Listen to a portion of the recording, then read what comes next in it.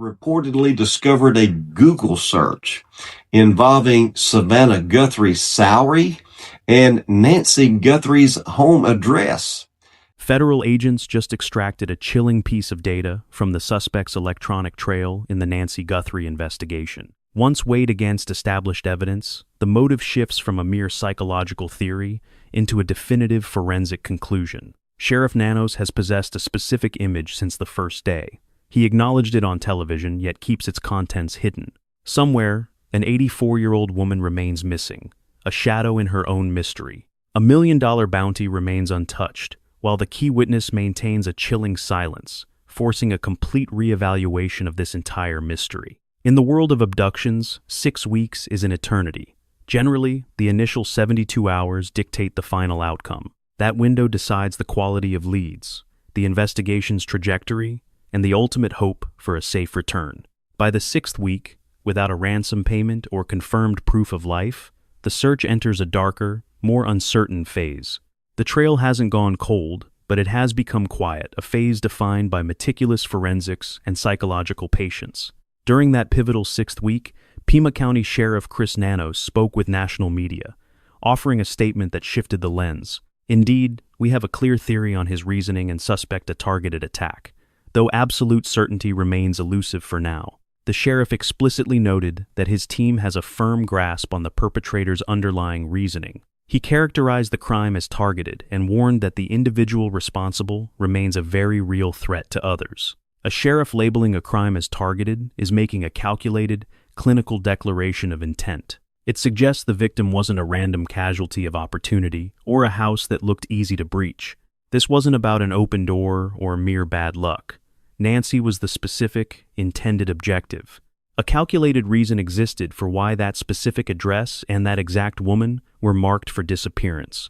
In the lexicon of professional investigators, labeling a kidnapping as targeted is a profound declaration in an active case. Nanos refused to offer false comfort to the community, signaling that the logic behind this abduction wasn't exclusive to one household. A standard warning tells people to stay alert, but his message carried a far more specific and ominous weight. He implied that the rationale behind choosing this family wasn't unique to them alone. The logic used to select the victim is repeatable, suggesting a pattern that hasn't yet reached its end. This indicates a predictable cycle investigators are racing to break, following a lead that has been largely overlooked by the press. He revealed that their core theories, established on day 1, have only grown stronger as time passes. Their direction wasn't altered by new clues. Rather, the initial intuition was merely reinforced by subsequent findings. Those conclusions were drawn from the crime scene itself, long before the federal agents arrived, or any ransom was demanded. From the very beginning, the evidence spoke a clear language to those who knew how to listen. The sheriff maintained that their initial understanding of the crime's nature has remained unshaken since the first hours. Something left behind in that house immediately signaled to detectives exactly why Nancy Guthrie was taken. There are calculated, strategic reasons why the police keep the perpetrator's motive shielded from the public eye. Revealing that motive can alert a suspect, allowing them to vanish or giving defense lawyers a head start on a narrative. It risks compromising ongoing, high-stakes surveillance operations that are currently in play. Strategically, naming a motive can inadvertently identify the perpetrator, and a cornered suspect is a suspect who flees. The sheriff's silence isn't a sign of confusion. It is a calculated operational maneuver. He remains quiet because the information he holds is a weapon that must be timed perfectly for its impact. Every expert and investigator who has scrutinized this case eventually circles back to the same dark conclusion. The motive is deeply woven into Nancy's identity and the immense financial profile her family commands. The scene told that story from the start, and in 6 weeks, the investigators haven't found a reason to doubt it. On February 24th, 2026, the family announced a staggering $1 million reward for Nancy's recovery. They stated they were putting up $1 million for any information that brings her home to them. Combined with the federal $100,000, the total public bounty now stands at $1,100,000. While some reports fluctuate based on minor contributions, the core figure remains monumental. No reputable source has cited a total less than $1,100,000 in this pursuit. By any standard, this is one of the most significant private rewards ever posted in a modern American missing person case. The bounty remains untouched. When a financial incentive of this magnitude is ignored for several weeks during a disappearance, forensic experts recognize that this lingering void of information carries a chilling analytical significance. A sum this substantial effectively eliminates the possibility that the silence is born from simple apathy. $1.1 million represents a fortune capable of erasing the debts of nearly any fringe associate or witness, whether it is a neighbor who noticed a strange detail or an acquaintance who overheard a slip of the tongue by week 6. The silence is deafening. Every individual orbiting the periphery of this abduction has had ample time to recognize the reward's value and come forward. The absolute lack of cooperation serves as a grim diagnostic indicator for the investigation. Former federal investigator Steve Moore appeared on national television to address this phenomenon, bypassing complex theories for a stark observation.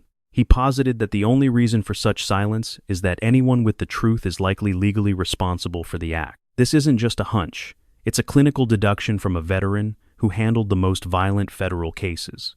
Those holding the key to Nancy Guthrie's fate are not merely witnesses hesitating by a telephone.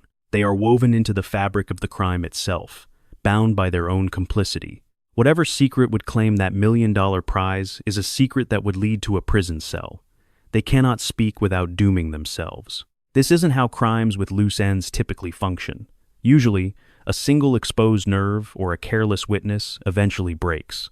A word whispered in confidence or a fleeting glimpse of something wrong almost always results in a tip eventually. It may not happen instantly, but 42 days and a 7-figure incentive should have forced a crack in the foundation. Yet, in this instance, the walls remain perfectly intact. Moore suggested that the silence implies a circle of guilt so absolute that he no longer believes this was a standard ransom.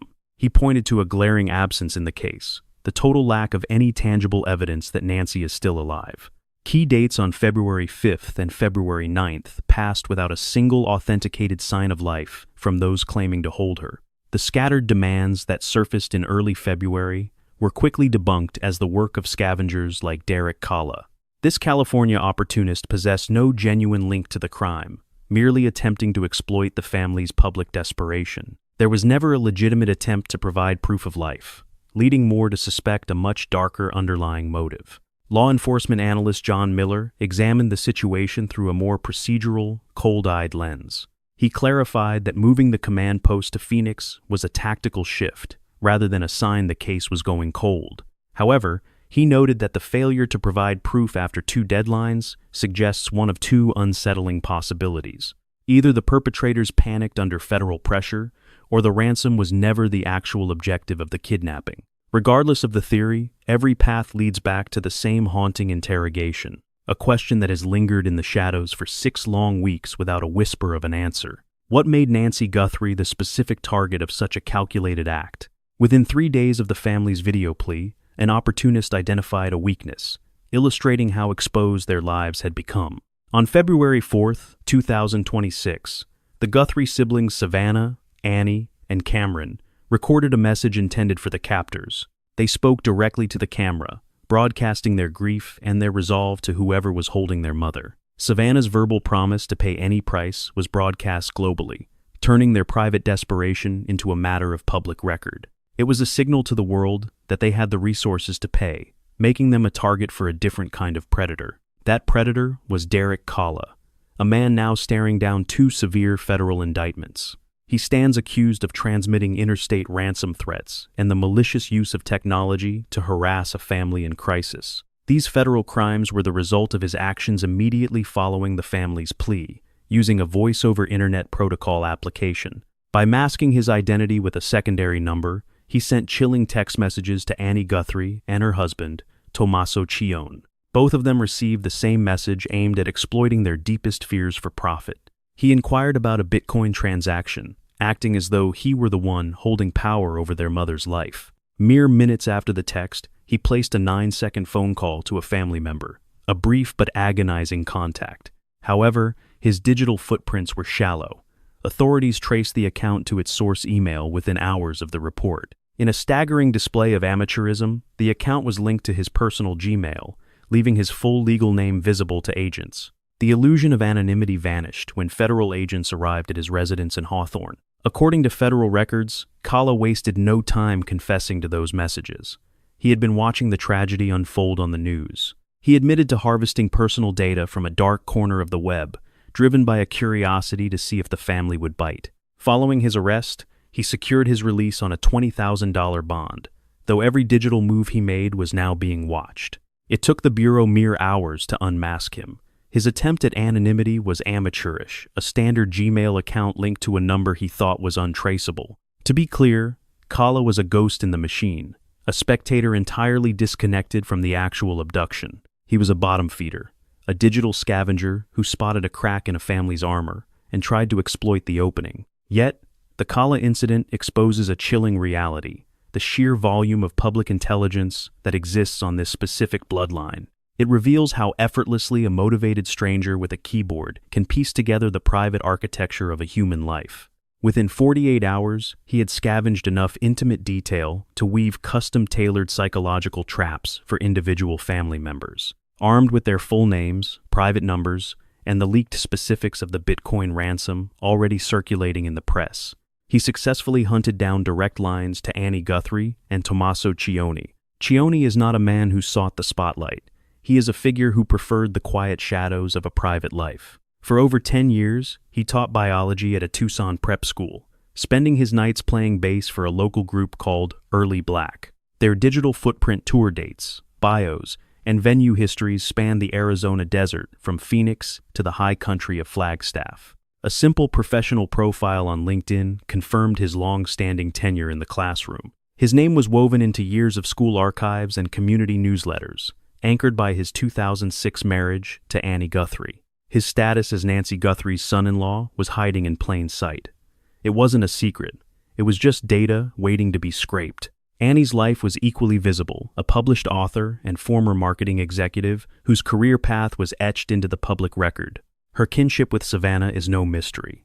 It means that anyone conducting even the most surface-level reconnaissance on this family can construct a disturbingly intimate portrait of every member, without ever having to step foot outside a search engine. They can map out daily habits, professional locations, and the delicate web of relationships that binds the entire clan together. If a low-level scavenger found this much in hours, imagine what a predator with weeks of focus could eventually unearth. When the feds step in on a kidnapping, the first weapon they draw is the digital subpoena. Once a charge is on the docket, the legal barriers to accessing private data vanish almost entirely under federal statute. Federal investigators begin sifting through every search query and every login timestamp. Tech giants are forced to hand over GPS trails and private chats, and they do so with startling speed at the federal level. This digital autopsy doesn't stop at the crime scene. It reaches back months into the silence of the planning phase. It catches the clicks made in the dark, the quiet research conducted before the perpetrator realized the world was watching. The mind behind the operation that took Nancy Guthrie had to be a meticulous student of her life. They had to identify her, locate her home, and understand the specific circumstances of her daily existence. Her age, her mobility, and her family ties were all calculated variables in an equation that required a weapon and a mask. The presence of a tactical kit and the specific avoidance of her front door security camera suggests a terrifying level of prior knowledge. That research process leaves a trail. Whether investigators have identified the owner of that trail remains a secret, but it exists. Agents are now meticulously casting shoe prints found near the site, a physical echo of the intruder's presence. It is the most visible remnant of a deep cover operation like this. It all begins with the reconnaissance phase, a time when the predator feels safe, invisible, and utterly reckless. The scale of data available before January 31st, 2026, wasn't just noise. It was the blueprint for the crime. For over 13 years, Savannah Guthrie has been a constant fixture in American homes as a major news anchor. In the world of high-stakes media, her financial status is a matter of intense and public fascination. Major publications have estimated her annual earnings at a staggering $8 million. When you tally the real estate and industry reporting, her net worth is projected to be around $40 million. This isn't classified information. It's the top result on any search engine, curated over years of celebrity profiles and news articles. The moment Nancy vanished on February 1st, 2026, The press immediately pivoted to Savannah's net worth, realizing that wealth was the lens through which this kidnapping would be viewed. One economic consultant mentioned in the report observed that the high-profile anchor is an exceptionally high-tier earner. Her annual income easily reaches into the mid-7 to 8-figure range, a fact that places her squarely in the public spotlight and significantly heightens the personal security risks involved. This information wasn't some guarded secret. The analyst was simply echoing details that had been circulating in the financial press for years. In stark contrast, Nancy Guthrie was an 84-year-old woman living a quiet, solitary life within Tucson's Catalina foothills. There was no public record or evidence to suggest she possessed any significant independent wealth of her own. She was not, by any conventional measure, a logical target for financial extortion. She was a bridge, a verifiable, public link to a woman whose massive financial profile was a matter of common knowledge. One prominent investigative voice who tracked this case uncovered a chilling detail that adds a calculated, predatory dimension to the known intelligence gathering. Back in 2013, 13 years before Nancy vanished, a national morning program broadcast a segment live from the interior of her own bedroom. The cameras panned across the private sanctuary of her home, revealing her intimate living space to the world. Every detail was laid bare: the layout of her sleeping quarters, the specific bedding, and the unique architecture of the room. This observation gained weight when investigators examined early ransom notes messages, taken seriously enough to spark a deep probe, which reportedly contained granular details about the home's interior that suggested an intimate knowledge of the property. The insight offered by the investigation was hauntingly precise. At this very moment, one could draft a chillingly authentic ransom demand regarding Nancy Guthrie. The interior of that room could be described with surgical accuracy. Without knowing that the national broadcast had aired that footage years ago, an investigator would be convinced the kidnapper had physically scouted the bedroom. It raises the unsettling question of whether the original detectives even realized this footage was accessible in the public domain. Furthermore, property data in Pima County is an open book, easily accessed by anyone with an internet connection. Nancy's predictable daily patterns, her Sunday morning church services, and her reliance on a specific medical regimen were no secret. The fact that she lived a completely solitary existence was well known within her local community and became a public talking point immediately following her disappearance. Her physical fragility and medical needs were even highlighted by the sheriff during initial press briefings to underscore the life-or-death urgency of the search. Every factor that contributed to her status as a vulnerable target was effectively a matter of public record. A former intelligence operative analyzed the psychological motive behind this precise strike during a recent national broadcast. The analysis suggests the culprit was either nursing a deep-seated grudge against the anchor or possessed by a dark fixation, leading them to strike at the heart of her family. The expert remarked that the choice of victim was simply too deliberate to be accidental. This wasn't a residence a criminal simply stumbles upon for a random burglary. This profiling suggests a targeted hit, though it remains expert theory rather than official police conclusion. While the authorities haven't formally declared a motive, the emerging pattern described by profilers is unmistakable. It points toward a calculated selection based on a high-profile connection, aligning with the forensic evidence and the specific nature of the abduction. On February 10, 2026, the Bureau's leadership authorized the release of high-resolution stills and motion capture from the security camera at the victim's entrance. The video captures a shadowed, masked figure standing on her porch during the hollow hours of February 1st, their hands shielded by gloves. Clad in a heavy jacket and trousers, the individual was carrying what was later identified as a 25-liter Ozark Trail hiking pack. Federal agents described the subject as a male, roughly 5 feet 9 to 5 feet 10 inches tall, with a dark mustache visible at the edge of the mask. Yet, the footage revealed a behavioral tic that has since become the subject of intense psychological scrutiny. Upon arrival, the masked intruder immediately attempted to manually obscure the doorbell's lens with his right hand.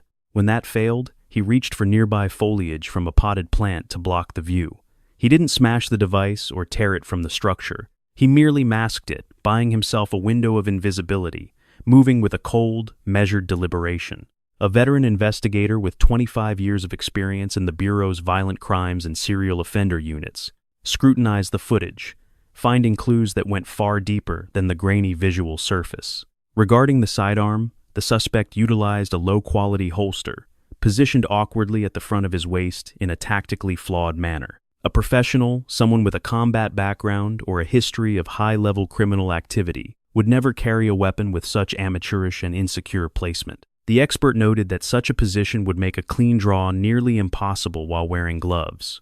The conclusion was that the weapon was likely a tool of psychological warfare. It served as a prop for intimidation rather than a primary tool of force, suggesting a person who understood the theater of a kidnapping, but lacked the actual tactical seasoning required to carry and utilize such a weapon correctly. Looking at the approach to the door, the most chilling observation concerned the suspect's behavior just before he attempted to breach the threshold. The choreography on the porch, the deliberate masking of the lens, and the suspect's specific stance all point to a disturbing level of premeditation. This calculated approach suggests the intruder was attempting to lure Nancy into opening the door herself, avoiding the noise and chaos of a forced entry. Investigators have publicly questioned whether he was rapping on the wood or triggering the doorbell chime in a persistent, rhythmic manner. He likely stood there, a masked figure hidden in the shadows, waiting for the elderly woman to provide him with an easy point of access. The goal was to exploit her confusion and vulnerability. This specific behavioral pattern reveals a chilling level of predatory insight. This individual didn't just stumble upon the house. They knew she was alone, knew her advanced age, and knew she would be home at that exact hour. The intruder possessed a functional understanding of the property's layout, moving directly toward the entrance equipped with surveillance. Most telling was the 25-liter rucksack, a bag far too large for a simple theft, suggesting a plan that involved tools for a prolonged and dark encounter. Former FBI specialist Jennifer Coffindaffer has connected these behavioral red flags to a much larger, more professional operational framework. We are looking at the unmistakable signature of a subordinate, someone carrying out a blueprint they did not personally draft. The figure captured by the camera displays a paradoxical mix of rigid preparation and a lack of real-world tactical experience. This is the profile of an individual following a set of strict instructions, rather than a criminal mastermind who built the operation from the ground up. If this behavioral profile holds true, the person standing on that porch was merely a shadow, not the true architect of the crime. The real mastermind is the one who chose that specific porch and marked that specific victim. Federal authorities refer to this as a directed operation, a crime where the intellect behind the plan and the hand that executes it are two different people. The Scottsdale case, which erupted the very same night Nancy Guthrie was last seen, provides a mirror image of this professional criminal structure. On January 31st, 2026, two California teenagers traveled to Scottsdale, Arizona, using a delivery driver facade to invade a private residence. Once inside, they bound their victims with duct tape and began a brutal, physical interrogation. Law enforcement believes their objective was a massive cryptocurrency ransom, as the homeowners were rumored to hold approximately $66 million in digital assets. The teenagers were eventually intercepted and taken into police custody. Under questioning, the boys claimed they were operating under the command of two handlers, known only as Red and 8, using the encrypted platform Signal to receive their orders.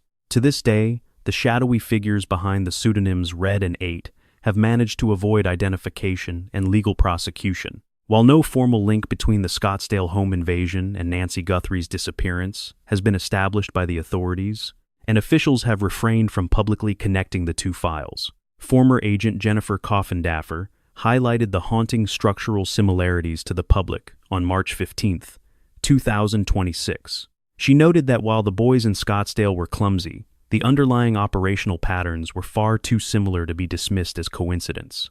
She expressed total confidence that the FBI is currently investigating whether Red and 8 are funding other kidnapping plots across the region. The parallels are undeniable.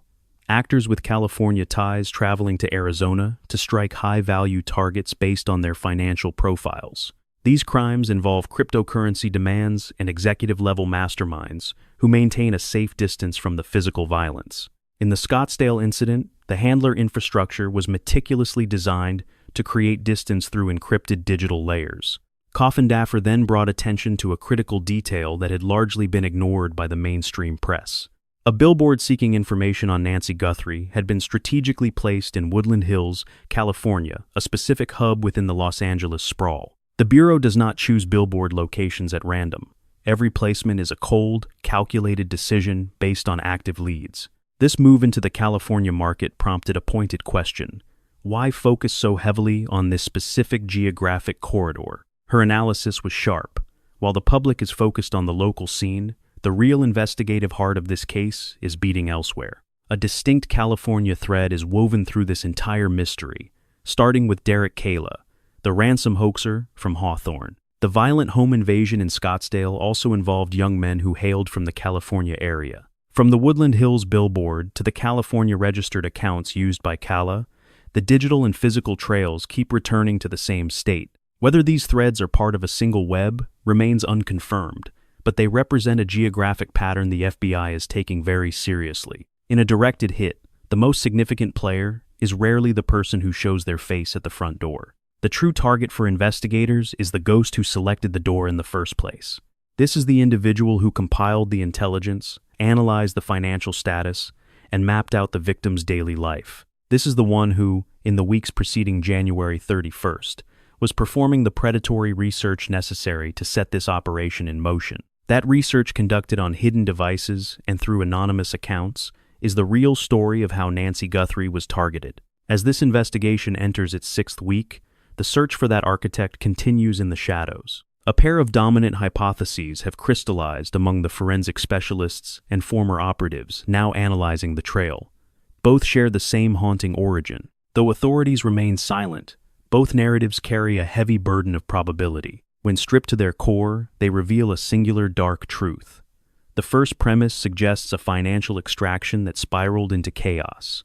Within this perspective, Nancy was viewed not as a person, but as leverage, a high-value asset selected based on the significant wealth of Savannah Guthrie. Those early February demands, whispered through the digital grapevine of tabloids and news feeds, demanding millions in cryptocurrency, were either the cold demands of predators or the predatory static of vultures feeding on the hysteria. A veteran intelligence strategist who previously led high-level units addressed the mechanics of this specific situation. He scrutinized the crime's anatomy, noting that the crimson stains on the threshold scream of a plan that shattered within seconds. An 84-year-old woman, physically frail and tethered to medication, was snatched from her sanctuary in the dead of night. This was a physiological crisis unfolding in real time. The analyst posits that the sudden, deafening silence following the February 9th cutoff suggests a grim reality for the captors. They likely found themselves staring into a void they could not cross, unable to retreat without leaving a trail of blood. A secondary, perhaps more sinister theory has been championed by prominent legal analysts in their public breakdown of the case. One such expert voiced a chilling suspicion. She suspects the entire abduction was a meticulously staged execution. Her assessment is blunt. Someone wanted Nancy gone and used the theater of a kidnapping to mask their tracks. They infiltrated, they took her, and they finished it. The ransom was nothing but a ghost. It was an execution and a concealment. This view points to the total absence of communication once the clock ran out, suggesting the ransom note was a psychological slight, a facade designed to point investigators toward greed, while the true motive lay elsewhere. Regardless of the path, both theories rest on a foundation of predatory focus. Nancy Guthrie was no random victim. This was no frantic break-in, no desperate crime of convenience. Every thread, when pulled, returns to a solitary, documented reality. Nancy's role within a powerful dynasty and the target that her family's fame and fortune placed squarely on her back. This unsettling conclusion is one shared by a chorus of former federal investigators who reached it independently. Some see the marks of a tailored hunt, while others view the lack of contact as a glaring red flag. Forensic experts focus on the rigid, professional execution of the entry and the directed operational structure. Behavioral specialists recognize the signature of a person carrying out a set order rather than improvising. These experts, analyzing the same data, have all arrived at the same doorstep. The local sheriff maintains he has known since day one. The record suggests his instincts were razor sharp. A haunting warning from a former agent continues to resonate. If the motive wasn't money, then the darkness that fueled this crime is still out there, waiting to strike again. This isn't a simple warning. It is a psychological profile of a predator with a recurring hunger, a specific, repeatable obsession that doesn't just vanish because a plan went awry, As of March in 2026, the public record holds a few chilling certainties, foremost being the mixed genetic profile. Biological traces were found within the sanctuary of the home DNA that belongs neither to Nancy nor her inner circle. The sheriff has verified the complexity of this sample, indicating a cocktail of genetic material from several individuals. Now, the hunt has moved into the realm of investigative genealogy. It is a slow, methodical crawl, but the digital net widens with every passing second. Every time a violent offender is processed in any corner of the country, their code enters the system. A match is inevitable. In this shadow-filled case, the law believes the breakthrough is imminent. Then there is the glove, discarded in the brush 2 miles away. It carried the genetic fingerprint of a ghost, according to sources familiar with the file. That discarded item mirrors the gear worn by the shadow caught on the doorbell lens during the intrusion. That evidence is now being cross-referenced against federal archives. But there's more ghostly images recovered from the property's edge. Forensic teams salvaged fragmented thumbnails, digital echoes of movement rather than fluid video. These frames captured unidentified figures stalking the perimeter in the days leading up to the nightmare. Investigators reported no immediate red flags within the imagery, though the exhaustive technical review persists. That mangled power cabinet. Pima County authorities verified they are scrutinizing a tampered service box discovered just around the corner from the residence. Officials have refrained from disclosing the specifics of that damage or its true gravity. High in Woodland Hills, the billboard remains a silent plea for information from the Los Angeles sprawl. This investigation lives. It hasn't gone cold. Unprocessed forensic and digital threads still linger. The reward money remains unclaimed while the legal machinery grinds on. The sheriff likely harbors specific knowledge he has not yet disclosed to the public. If you possess knowledge concerning Nancy Guthrie's disappearance, contact the FBI at 1-800-CALL-FBI or 5203-51490. A singular detail persists, an overlooked tactical component of that evening. It involves the way the perpetrator conducted themselves before the first violent act was ever committed. Post your perspective in the comments. The evidence is being watched here with the same focus you provide. Sometimes, the most razor-sharp insights are born from those who have watched this case from the onset.